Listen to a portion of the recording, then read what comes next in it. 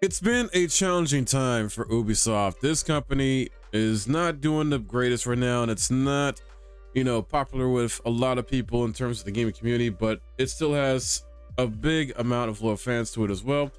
And what I want to get into in this video is about some new details regarding Assassin's Creed Shadows. Now, I am aware that there are some early copies that have somehow found their way out to the wild, whether there have been distributors who just don't care about the street release date and have sold the copy of Assassin's Creed to people, and that's how we're getting some footage on YouTube and other places of it, but it's being taken down because obviously Ubisoft doesn't want any footage out there before the embargo lifts. But we got some new details, some major stuff about the game revealed in an interview that Genki did. So shouts out to Genki for this. He had an opportunity to interview Assassin's Creed Shadows creative director Jonathan Dumont, and he had tweeted this talking about some key points from that interview. So I want to go over those details in this video. First being here, it says that now was the right time for Japan because the team really wanted to do it, and it was a dream for them. For anybody wondering why just now, even though we've been wanting as fans for Assassin's Creed to go to Japan for many years, I want to say the past decade, right after Black Flag. Japan needed movement in the natural world, and the technology is there now, and they could find a good story. Interesting there. So they want to allow some time for things to, I guess, evolve and change in real life, not in with the technology too. It's inspired by movies such as 13 Assassins, Sekigahara, Zatoichi, and Kurosawa films, but with their own AC spin. Wow, all right. Devs see the online controversy and try to take on fair criticism, but the team are really focused on delivering an outstanding game, which is understandable. Main story is 30 to 40 hours long. That is a beefy main story in my opinion. Above 80 hours or much more with side content. Okay, so it definitely feels like we're going to get our money's worth in terms of the pricing for this game. If people do like to factor in, cost versus quality and how much content you get in the game. I personally like to do that. I like to make sure it's a quality game and judge on merit. Though the whole mentality of, if I spend $60, $70, am I getting like $1 per hour or $5 per hour type of thing? I don't know. It's just weird to me. And you cannot judge that by every game either, because there's many indie titles that are anywhere between $5 to $20, and you get a ton of hours of content from those games. Looking into adding New Game Plus and other modes based on player feedback. Really? So, okay. New Game Plus added into this 34 hour long experience that could also be 80 hours of the side content. All right. Hopefully it's substantial though, not just attacked on New Game Plus where, it just doesn't really add that much significance. So sometimes that does happen. Vast, dynamic, breathing, open world. Nice. Yes, please. New gameplay mechanics include light and shadow stealth, ability to go prone, grappling hook, observe mechanic, spy network system, newly expanded customizable hideout, more dynamic world, seasons, weather systems, night and day. This is some stuff that's already kind of been hinted towards or talked about in the past already too, because yeah, there is going to be a day-night cycle. There are seasons in the game as you progress the story.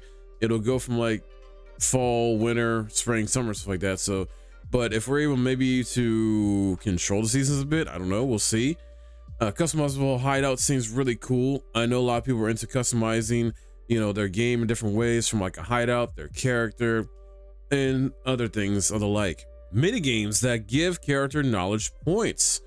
Okay, I'm down with this.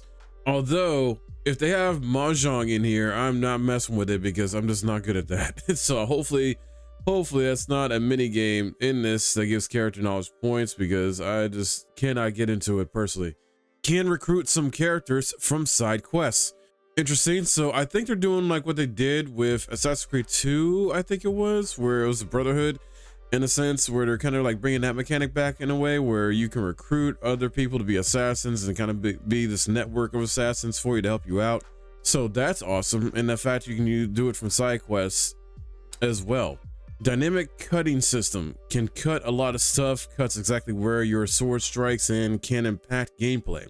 Wait, but is it Metal Gear Solid Rising Vengeance cutting system? Nah, I don't think it's gonna be that level of dynamic cutting system, but It might be close. So okay, cool. Hopefully that's a really awesome system once we get our hands on in the game. Performance 60 FPS and quality 30 FPS modes on PS5 and Xbox Series X. It's PS5 Pro enhanced with both performance and quality. Xbox Series S specs will be revealed later. A new Animus story that ties this game into future AC games / projects. What? Yeah, I hope this is a good Animus story, because the thing is, I haven't beaten Syndicate, I haven't beaten Unity, or Assassin's Creed Rogue, things like that, and Valhalla as well. But I just remember after like Assassin's Creed 3, I want to say, where the story just goes really off the rails and it just becomes very convoluted. So I'm just hoping that, and I played Origins and Odyssey, and even then it's just like, yeah, this story needs to kind of figure out what it really wants to be, and stop straying away from like the core of it, I guess. And then lastly, team wanted to show Japanese fans the effort they put into the game, which is understandable and fair. I know there's been a lot of criticism, about the characters, the two protagonists you play as, for many reasons. I'm still looking forward to it. I'm not here about the drama and whatnot. I enjoy video games because they're video games. I don't try to put politics and religion and all this other like weird stuff people want to inject into video games. And it's like, dude, let's just have fun and play a video game for what it is, because if you want to be that critical, you got Afro Samurai, okay? And I don't think really anybody said anything about Afro Samurai back then, because that was an anime with, an African-American samurai, as well as there's a video game based on it and stuff like that. We've had different cultures inject themselves into Japanese culture, as well as like the samurais and stuff like that old. I mean, heck, freaking The Last Samurai movie with Tom Cruise. I mean, come on. I'm just saying. And then there's Neo 1. I can go on, but I digress. I still am looking forward to this, guys. There's a lot of cool details here and fun stuff to look forward to without really spoiling anything. This is more along the lines of like game mechanics, quality of the game, stuff like that. Not necessarily spoilers per se. How long the game is was good. I am looking forward to playing this. I'm not sure if I'll still be busy with either like Monster Hunter Wilds or Like a Dragon Infinite Wealth, because I still got to get those fully done and get a review out for Monster Hunter Wilds and some other guides, things like that. So, but this doesn't drop till the 20th, so we'll see how it goes, when I can fit in. Plus I got the first Berserker Kazan dropping 7 days later, and I really want to play that. So yeah, trying to get as much as I can done with this content, upcoming games coming out soon. But let me know your thoughts on this, guys. What do you think about this? Does this make you more excited? Does it make you less excited? Do you not care? Are you just passing on this, or are you gonna get this game anyway? Comment below.